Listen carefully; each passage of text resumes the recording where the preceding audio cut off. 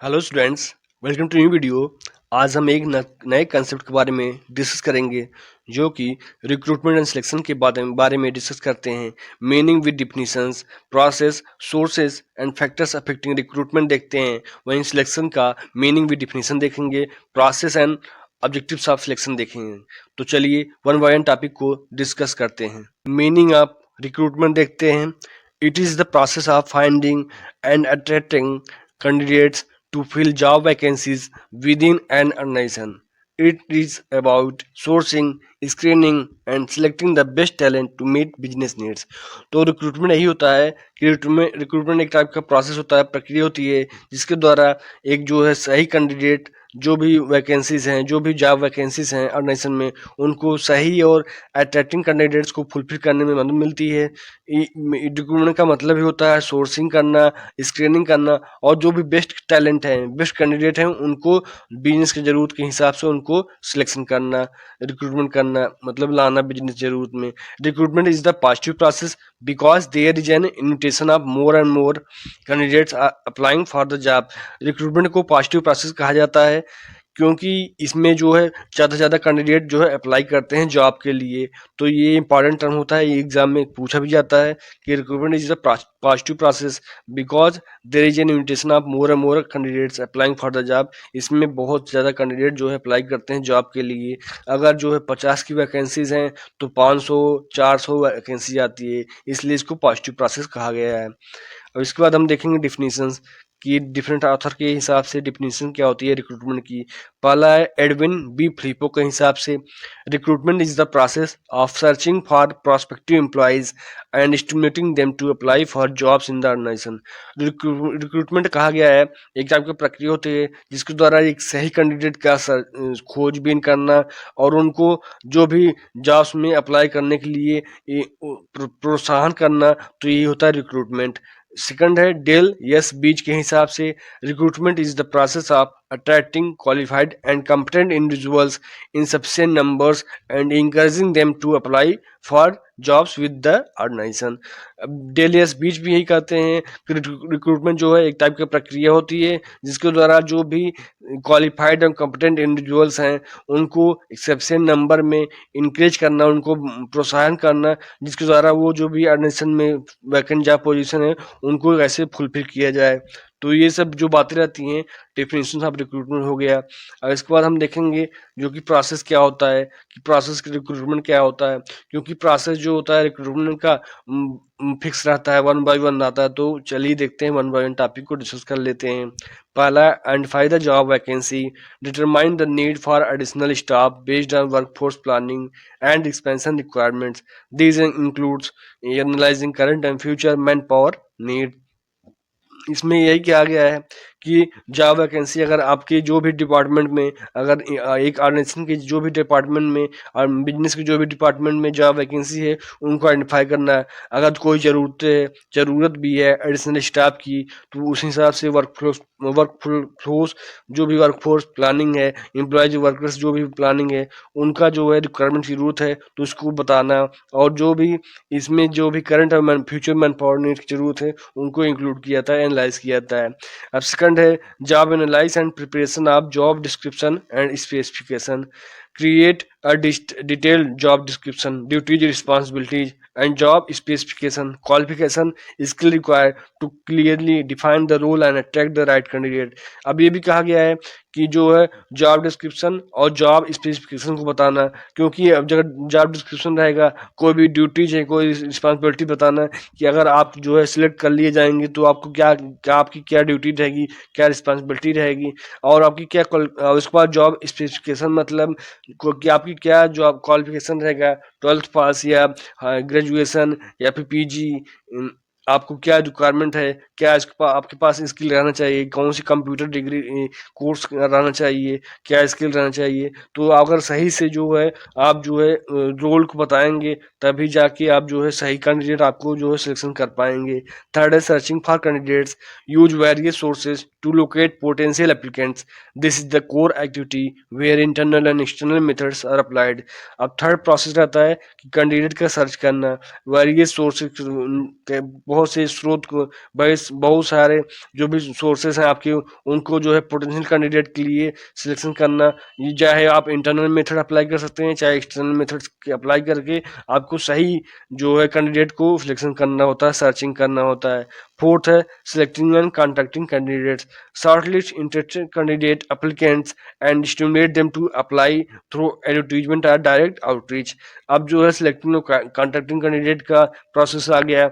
जो भी अगर इंटरेस्टेड एप्लीकेंट्स हैं उनको शॉर्टलिस्ट करना और उनको एडवर्टीजमेंट या डायरेक्ट आउटरीच जरिए सिलेक्ट जो है आप कॉन्टैक्ट कर सकते हैं कि आपका इतने जो है आपका सिलेक्शन हो सकता है, इसमें पॉसिबल है। इसके बाद फिफ्थ है receiving and screening applications, collect applications and conduct preliminary screening to ensure basic eligibility through detail screening is a part of selection. अब इसके बाद रिसीविंग करना, जो भी एप्लीकेशन आते हैं आपने जब कांटेक्ट कर लिए कैंडिडेट से तो उसके बाद क्या करना, शॉर्टलिस्ट करने के बाद रिसीव करना और एप्लीकेशन को स्क्रीनिंग करना। जो भी आपके पास एप्लीकेशंस आए हैं उनका बेसिक एलिजिबिलिटी देखना कि क्या आपने जो भी जॉब डिस्क्रिप्शन बताए हैं, जो आपके पास क्वालिफिकेशन है, क्या वो आपकी जो है जॉब स्पेसिफिकेशन में मैच कर रहा है कि नहीं कर रहा है। इसके बाद रहता है कि the process and once a pool of application is gathered leading to selection phase. अब इसके बाद फिफ्थ के बाद जो है प्रोसेस खत्म हो जाता है, क्योंकि आपने जो है एप्लीकेशन को गैदर कर लिया। इसके बाद आप जो है सिलेक्शन फेज में चले जाते हैं। तो ये सब बातें रहती हैं जो कि प्रोसेस ऑफ रिक्रूटमेंट आते हैं। इसके बाद चलेंगे सोर्सेज ऑफ रिक्रूटमेंट। अब तो प्रोसेस हो गया, तो प्रोसेस में रिक्रूटमेंट में दो सोर्स होता है कि आप कैसे सिलेक्शन करते हैं एक कैंडिडेट का। पहला है सोर्सेज ऑफ मतलब sources of recruitment refer to the ways through which an organisation finds and attracts suitable candidate to fill vacant job position. These sources are broadly classified into internal and external sources. इसमें यही कहा गया है social recruitment होता क्या है, जिसको द्वारा एक ऑर्गेनाइजेशन संस्था हुई बिजनेस हुआ, वो जो है सुटेबल कैंडिडेट को जो भी जॉब वैकेंसीज को फिल करने के लिए फाइंड करती है और अट्रैक्ट करती है। जनरली क्या होता है, ये इंटरनल और एक्सटर्नल सोर्स में डिवाइड किया होता है। तो देख लेते हैं वन बाय वन। पहला इंटरनल सोर्स ऑफ रिक्रूटमेंट, मतलब recruitment done within the organisation. मतलब जो है इंटरनल सोर्स का सीधे मतलब है ये कि जो भी ऑर्गेनाइजेशन के अंदर ही रिक्रूटमेंट हो जाता है उसी को इंटरनल सोर्स कहा जाता है। पहला है promotions, fill vacancies by promoting existing employees. अगर आपकी जो भी पहले से एग्जिस्टिंग एम्प्लॉयज हैं, प्रमोशन के जरिए उनका जो है वैकेंट जॉब पोजीशन को फुलफिल कर देना। उसके बाद सेकंड है transfers, move employees laterally to other department और लोकेशन। अब ये भी क्या गया, ट्रांसफर के जरिए अगर आपके दो ब्रांच हैं तो आप दूसरे ब्रांच में अगर जरूरत है उसमें ट्रांसफर कर दीजिए, या फिर एक डिपार्टमेंट से दूसरे डिपार्टमेंट आप ट्रांसफर कर सकते हैं। थर्ड है एम्प्लॉय रेफरल्स, मतलब करंट एम्प्लॉय रिफर फ्रेंड्स और फैमिली मेंबर्स। अब जो भी करंट आपके पास एग्जिस्टिंग एम्प्लॉयज हैं, वर्कर्स हैं, अगर वो अपने रिलेटिव्स के जरिए, अपने फ्रेंड्स के जरिए वो अपना उनको लाते हैं, अगर वो जो है इच्छुक हैं, वो जो अगर उनको पास ज़रूरत है, रिक्वायरमेंट है, तो आके अपना जो है जो बिजनेस है ज्वाइन कर लेते हैं, कंपनी ज्वाइन कर लेते हैं। उसके बाद फोर्थ है internal job posting, advertise job openings to current employees. अब इंटरनल जॉब पोस्टिंग करते हैं कि करंट एम्प्लॉयज में कि आप अगर जॉब ओपनिंग है, अगर आपके कोई फैमिली फ्रेंड मेंबर्स हैं या भी आपकी कोई भी कॉन्टेक्ट में, तो अगर इच्छुक है वो आ सकता है। फिफ्थ है retirements and resignations, fill gaps created by retiring और रेजिग्नेशन एम्प्लॉयज। अब ये भी कहा जाता है कि जो भी अगर रिटायरमेंट के जरिए या रेजिग्नेशन के जरिए जो है आप कर सकते हैं, गैप को फिल कर सकते हैं। अगर आपके पास जो है ज़्यादा हो गए हैं तो रिटायर कर सकते हैं, या फिर एम्प्लॉयज़ का रेजिग्नेशन भी हो जाता है, इस जरिए आप गैप को फुलफिल कर सकते हैं। तो ये हो गया इंटरनल सोर्सेज ऑफ रिक्रूटमेंट। और इसके बाद सेकंड है एक्सटर्नल सोर्स ऑफ रिक्रूटमेंट, जो है ये जो है एक्सटर्नल सोर्स जो कंपनी के या बिजनेस के बाहर से होता है, संस्था के बाहर से होता है रिक्रूटमेंट, इसी को एक्सटर्नल सोर्स ऑफ रिक्रूटमेंट कहा गया है। तो पहला job portals, online job boards like नौकरी .com या फिर इंडीड या लिंक्डइन एक्सेट्रा। मतलब आप जो है इंटरनल सोर्स कहते हैं पहला जॉब पोर्टल के जरिए, चाहे वो हो गया नौकरी.com, इंडीड या लिंक्डइन के जरिए आप जो है जॉब पोर्टल में अप्लाई कर सकते हैं। उस जरिए भी आप जो भी एम्प्लॉयज़ हैं उनका जो है रिक्रूटमेंट कर लेते हैं। सेकंड है professional associations, job postings on industry specific association websites. अब ये भी रहता है जो भी बड़े बड़े इंडस्ट्री हैं उनका जो है एक इंडस्ट्री वेबसाइट रहती है, उसके जरिए भी आप जो है रिक्रूटमेंट कर सकते हैं। थर्ड है recruitment agencies, third party agencies specialising इन रिक्रूटमेंट, मतलब को बहुत सारे रिक्रूटमेंट एजेंसीज भी आजकल हो गई हैं, जो है उनके पास एम्प्लॉयज वर्कर्स की जो भी रिज्यूम रहते हैं उनके कांटेक्ट रहता है एम्प्लॉयज वर्कर्स का। अगर आप चाहेंगे तो उनके उनके द्वारा भी आप रिक्रूटमेंट कर सकते हैं। फोर्थ है campus recruitment, hiring fresh graduates from colleges और यूनिवर्सिटीज। आप जो है कॉलेज में जाकर, यूनिवर्सिटीज में जाकर जो है वो फ्रेश ग्रेजुएट हैं, चाहे वो बीटेक हो, बीबीए हो, एमबीए हो, उनके द्वारा उनको भी आप रिक्रूटमेंट कर सकते हैं, नए नए ग्रेजुएट्स को। उसका फिफ्थ है advertisements, print on online ads in newspapers magazine etcetera. Advertisement के जरिए भी हो सकता है, चाहे वो सोशल मीडिया के जरिए हो सकता है, न्यूज़पेपर प्रिंट मीडिया के साथ हो सकता है, मैगजीन्स में आप जो भी ऑनलाइन एड्स देकर आप कर सकते हैं, प्रिंट एड देख कर सकते हैं। सिक्स है government employment exchange, government run job portals and exchanges. अभी ये जो है गवर्नमेंट एम्प्लॉयमेंट एक्सचेंज भी होता है, कभी कभी एक डिपार्टमेंट से दूसरे डिपार्टमेंट में एक करते हैं, कभी कभी जॉब फेयर लगाकर जो भी गवर्नमेंट अपना जो है जॉब मेला लगाकर आप वो जो है रिक्रूटमेंट करती है। इसके बाद सेवंथ है employee poaching, recruiting experience professional from competitors. कभी कभी ये भी कराता है, जो जो प्रोफेशनल होते हैं कंपनियां, वो जो है अपने कंपटीटर से, जो कंपटीटर से बढ़िया कैंडिडेट हैं, जो एक्सपीरियंस हैं, उनका भी रिक्रूटमेंट कर लेती है, उनको भी अपना जो है एम्प्लॉय ज्वाइन करवा लेती है। तो ये सब बातें रहती हैं जो कि एक्सटर्नल सोर्स ऑफ रिक्रूटमेंट आती है। सो ये हो गया सोर्सेज ऑफ रिक्रूटमेंट, दो हो गया इंटरनल एक्सटर्नल। इसके बाद चलते हैं एक नए टॉपिक पर कि फैक्टर अफेक्टिंग रिक्रूटमेंट क्या है, जो भी रिक्रूटमेंट क्या फैक्टर्स जो है अफेक्ट करते हैं। पहला organisational goals, align recruitment with business objectives. तो ये भी रहता है कि ये फैक्टर्स तो अफेक्ट करेगा ही, कि आपके जो है ऑर्गेनाइजेशन क्या मुख्य उद्देश्य हैं, क्या ऑब्जेक्टिव्स हैं, उसी के हिसाब से अपने अपने आप को चलना पड़ता है, रिक्रूटमेंट करना पड़ता है। सेकंड है job requirements, skills qualifications and experience needed for the role. अब ये भी है उस जो है वैकेंट जॉब पोजीशन है, जहाँ पर जो ज़रूरत है एम्प्लॉयज़ की, तो उनका क्या स्किल होना चाहिए, क्या क्वालिफिकेशन होना चाहिए, और क्या एक्सपीरियंस होना चाहिए, उसी हिसाब से आप जो है रिक्रूटमेंट करेंगे। थर्ड है labour market conditions, availability of talent, competition and industry trends. अब ये भी रहता है मार्केट कंडीशन क्या, लेबर मार्केट कंडीशन क्या है, चाहे वो टैलेंट की बात करती हैं, कंपटीशन की बात करती हैं, या फिर इंडस्ट्री ट्रेंड्स की बात करती हैं। उसको कंपनी इमेज। फोर्थ है company image, employer brand and reputation. अब ये भी फैक्टर अफेक्ट करता है कि कंपनी की जो पार्टिकुलर कंपनी है, पार्टिकुलर नेशन है, उनका क्या ब्रांड है, क्या उनका रेपुटेशंस हैं। ये भी जो फैक्टर अफेक्ट करता है इंडस्ट्री में, इन्वायरमेंट में। फिफ्थ है budget, recruitment budget and cost constants. अब ये भी रहता है कि रिक्रूटमेंट बजट क्या है आपके हिसाब से, आप कितने एम्प्लॉयज़ को रिक्रूटमेंट कर सकते हैं, उनका जो है ट्रेनिंग और डेवलपमेंट में, उनको जो है इंटरव्यू में जो भी एक्सपेंस आने वाले हैं, अगर बाहर से कोई प्रोफेशनल मंगा रहे हैं, इंटरव्यूअर मंगा रहे हैं, बुला रहे हैं, तो उनको भी आप जो है पैसा देंगे। तो ये सब जो बातें रहती हैं जो कि रिक्रूटमेंट बजट का भी फैक्टर अफेक्ट करता है। सिक्स है legal and regulatory framework, labour laws, diversity and compliance. अब ये भी ध्यान में रखना होता है, रिक्रूटमेंट कर रहे हैं, लेकिन अब जो भी रूल्स रेगुलेशंस हैं, उनको हिसाब से, उन्हीं के हिसाब से आपको कंप्लायंस के हिसाब से आपको फॉलो करना पड़ता है, अपने जो भी क्राइटेरिया होता है। सेवंथ है time to hire, urgency of filling the position.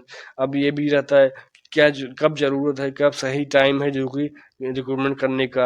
अब ये अगर अर्जेंट हो जाता है जो भी वैकेंट जॉब पोजीशन उनको फुलफिल करने में, कहीं आप जो है गलत एम्प्लॉय को, गलत कैंडिडेट को आप सिलेक्शन नहीं कर लेते हैं, तो ये भी फैक्टर अफेक्ट करता है। इसके बाद एट है technological advancement, usages of AI and digital tools. अब ये भी रहता है आजकल के जो एआई के ज़माने में, डिजिटल टूल के ज़माने में बहुत सी कंपनियां नेशन होती हैं जो यूज करती हैं, जिसके द्वारा वो रिक्रूटमेंट करती हैं। तो ये सब बातें रहती हैं जो कि फैक्टर्स अफेक्टिंग, जो भी फैक्टर अफेक्ट करता है।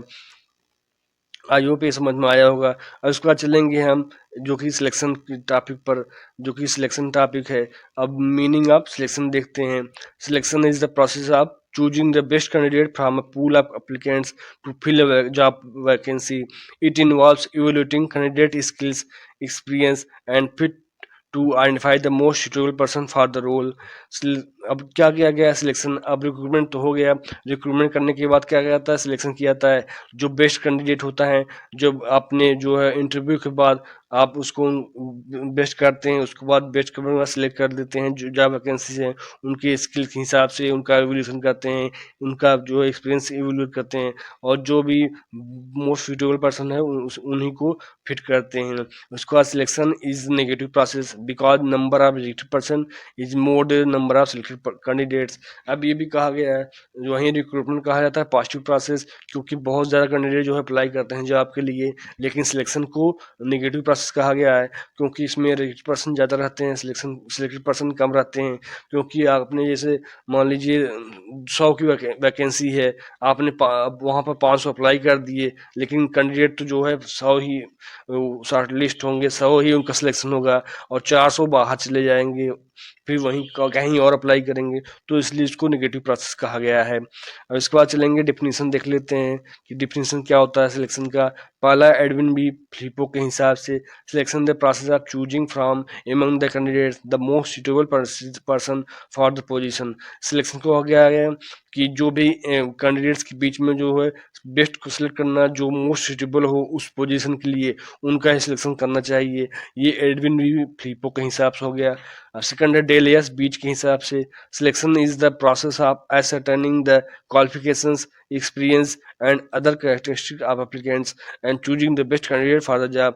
अब यही डेली स्पीच कहते हैं कि इसमें सिलेक्शन एक टाइप का प्रक्रिया होता है जिसके द्वारा एक जो बेस्ट क्वालिफिकेशन हो, उनका एक्सपीरियंस भी जांचा जाए, और जो भी अन्य उनकी खूबियां हैं एप्लीकेंट्स की, उनको जांच कर और जो बेस्ट कैंडिडेट हो उस जॉब के लिए उनको ही चूज करना चाहिए। तो ये हो गया definition of selection by different authors. इसके बाद चलेंगे हम जो है ऑब्जेक्टिव्स जान लेते हैं कि उद्देश्य क्या रहता है सिलेक्शन करने के पीछे, जो भी कैंडिडेट का सिलेक्शन है उनका करने के पीछे क्या उद्देश्य रहता है। तो वन बाई हम देख लेते हैं। तो पहला identify the best candidate for the job. अब तो बेस्ट कैंडिडेट फॉर जॉब ये तो रहता ही है, अगर आपके जो है जॉब वैकेंसी है, पोजीशन खाली है, तो बेस्ट कैंडिडेट कैसे आइडेंटिफाई करके उस जॉब के लिए फुलफिल किया जाए, तो ये तो उद्देश्य रहता ही है। सेकंड है match candidate skill with job requirements. अब जॉब रिक्वायरमेंट्स क्या ज़रूरत है, उसमें क्या ज़रूरत है, उसमें क्या स्किल की क्या ज़रूरत है, उसमें क्वालिफिकेशन क्या चाहिए, तो ये सब जो बात रहती हैं कैंडिडेट की स्किल के साथ मैच करें तभी जाके ये रहता है। थर्ड है evaluate candidate potential for future growth. अब ये भी कहता है कि जो भी कैंडिडेट आया है उसके पोटेंशियल को जांचे, ताकि जिससे पता चल सके कि फ्यूचर में ये जो है कि कंपनी के लायक रहेगा कि नहीं रहेगा, इसके अंदर स्किल है कि नहीं, इसके अंदर समझ है कि नहीं, इसका एटीट्यूड कैसा रहता है, तो ये सब जो है जांच किया जाता है। फोर्थ है minimise hiring errors and risk. अब ये भी रहता है हायरिंग एरर्स और रिस्क को कैसे मिनिमाइज किया जाता है, क्योंकि बहुत सारे कभी कभी गलती अगर हो गया तो कैसे हमको इस प्रोसेस गरीबी करना होता है, क्योंकि अगर कोई भी हायरिंग में एरर्स आ गया, कोई भी अगर रिस्क आ गया, क्योंकि रिस्क भी एसोसिएट रहता है, कभी कभी गलत कैंडिडेट अगर आ गया तो वो आ गया तो ये भी रहेगा कि कैसे उसको बाहर निकाला जाए। अगर उनका नेगेटिव एटीट्यूड है, कोई ऐसा न आ जाए जो कि अपराधी प्रवृत्ति का हो, तो ये सब रहती है जो कि कैसे एक उद्देश्य भी रहता है सिलेक्शन करने के पीछे। फिफ्थ है ensure fairness and objectivity in selection. अभी भी रहता है पक्षपात नहीं होना चाहिए, न किसी जात के बेस पे, न धर्म के बेस पे, न रिलीजन के बेस पे, न कास्ट के बेस पे, तो ये सब बातें है, न जेंडर के बेस पे, तो ये सब बातें कैसे पक्षपात ना हो, कोई अपना जो है किसी रिलेशन में ऐसा ना किया जाएगा उसके पास स्किल नहीं है तो रिलेशन का है, रिलेटिव्स है उसका सिलेक्शन हो जाए, तो ये सब बातें रहती है। अपना पक्षपात ना किया जाए, और सिलेक्शन का उद्देश्य क्या है, उस उद्देश्य करने के पीछे उसको भी ध्यान रखकर काम करना चाहिए। इसके बाद सिक्स्थ है comply with legal and honouring policies. अब ये भी रहता है जो भी अपने अपने ऑनर्सिंग पॉलिसीज हैं, जो भी ऐसे आपके पास जो भी रूल्स आपने बनाया है कि सिलेक्शन हम इसी बेस पे करेंगे, इतना एज होना चाहिए, इतनी क्वालिफिकेशन होनी चाहिए, हमारे ये ऑनर्सिंग की पॉलिसीज हैं कि इतने आपको टाइम पे आना है, इतने करना है, तो उसी हिसाब से अगर वो जो तैयार नहीं हो रहा तो आपको उसको उस कैंडिडेट को सिलेक्शन नहीं करना है, उस सैलरी के अंदर तैयार नहीं हो रहा तो आप सिलेक्ट नहीं करना है, और जो भी लीगल रूल्स हैं उनको भी फॉलो करके आप जो है काम करना होता है। ये सब जो रहता है ये उद्देश्य रहता है सिलेक्शन का। आई होप ये ऑब्जेक्टिव ऑफ सिलेक्शन आपको समझ में आया होगा। इसके बाद चलते हैं प्रोसेस देख लेते हैं कि प्रक्रिया क्या होती है। कि जो सिलेक्शन करने, क्योंकि प्रोसेस जो फिक्स होता है किसी भी कंसेप्ट का, तो वन बाय वन देख लेते हैं प्रोसेस ऑफ सिलेक्शन। पहला है प्रीलिमिनरी स्क्रीनिंग। अब जब कहते हैं प्रोसेस ऑफ सिलेक्शन में, तो पहला प्रीलिमिनरी स्क्रीन कर लेते हैं कि जो भी कैंडिडेट आया है, उस जो भी कैंडिडेट रिक्रूटमेंट में आया है, उसके बाद उसके प्रीलिमिनरी लिख लेते हैं कि उसके पास क्या स्किल्स हैं, क्या जो है उसके पास क्वालिफिकेशन है, क्या इस वैकेंट जॉब पोजीशन के लिए जो ये जॉब पोजीशन है इसके लायक है नहीं लायक है। उसके बाद सिलेक्शन टेस्ट करते हैं, इसमें इंटेलिजेंस टेस्ट करते हैं। उसका सिलेक्शन टेस्ट में कई टाइप के टेस्ट होते हैं, चाहे इंटेलिजेंस टेस्ट होता है, इनकी बुद्धिमत्ता का जांच होता है, एप्टीट्यूड टेस्ट होता है, पर्सनालिटी टेस्ट होता है कि इस लायक है, बोलने लायक है नहीं, इसकी स्किल्स हैं कि नहीं। तो ये सब बातें रहती हैं जो कि सिलेक्शन टेस्ट में आती है। अब थर्ड है एम्प्लॉयमेंट इंटरव्यू। अब सिलेक्शन टेस्ट करने के बाद आपने जो है एम्प्लॉयमेंट इंटरव्यू लेना है।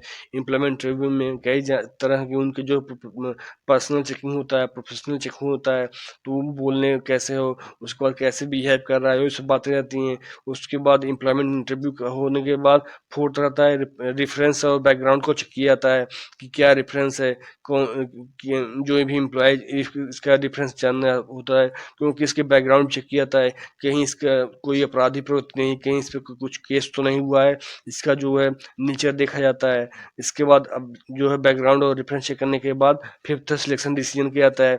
जो भी आपके पास जो भी इंटरव्यूअर रहते हैं, जो सिलेक्शन कमेटी में रहते हैं, वो सिलेक्ट करते हैं कि ये कौन, ये इस जो है वैकेंट जॉब पोजीशन के लिए फुलफिल है कि नहीं फुलफिल है। इसका सब क्राइटेरिया पर उस कैंडिडेट का चेक होता है कि उसके बाद सिलेक्शन डिसीजन लेता है। जब सिलेक्शन हो जाता है, सिलेक्शन डिसीजन लेने के बाद फिर होता है मेडिकल एग्जामिनेशन। जो भी शॉर्टलिस्ट कैंडिडेट, जो भी कैंडिडेट सिलेक्ट हुए हैं, उनका मेडिकल एग्जामिनेशन होता है। ये हर जो है आप कह सकते हैं पोजीशन पे अप्लाई नहीं होता है, लेकिन कहीं कहीं अप्लाई होता है कि मेडिकल एग्जामिनेशन होता है, चाहे पुलिस में हो गया, आप देख सकते हैं आर्मी में हो गया, करते हैं कि जैसे क्राइटेरिया होता है। तो ये सब बातें रहती हैं जो कि मेडिकल एग्जामिनेशन में होता है। सेवंथ में हो गया जॉब ऑफर। जॉब ऑफर में उसके बाद जब आपने मेडिकल एग्जामिनेशन हो गया, मेडिकल एग्जामिनेशन में भी सही हो गया, उसके बाद जॉब ऑफर दिया जाता है कि आपको जो है जॉब ऑफर देने के बाद अब किया जाता है कि आपको इतने टाइम इतने काम करना है, आपकी इतनी सैलरी रहेगी।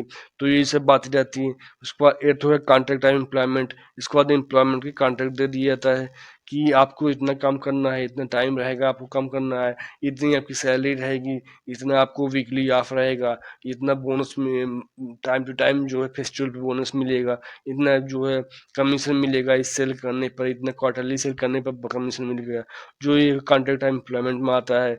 तो ये सब बातें रहती हैं जो कि रूल्स रेगुलेशन पे रहते हैं, ऑर्गेनाइजेशन की पॉलिसी भी रहती हैं कॉन्ट्रैक्ट टाइम एम्प्लॉयमेंट में। सो ये हो गया steps in selection process. I hope आज का कॉन्सेप्ट आपको समझ में आया होगा। चैनल पर नए वीडियो को लाइक कर दीजिए और चैनल को सब्सक्राइब कर लीजिए, जिससे आपको लगातार वीडियो मिलता रहे और हमें भी मोटिवेशन हो सके। If you have any suggestion please comment on this video. Thank you for watching video. जय हिंद।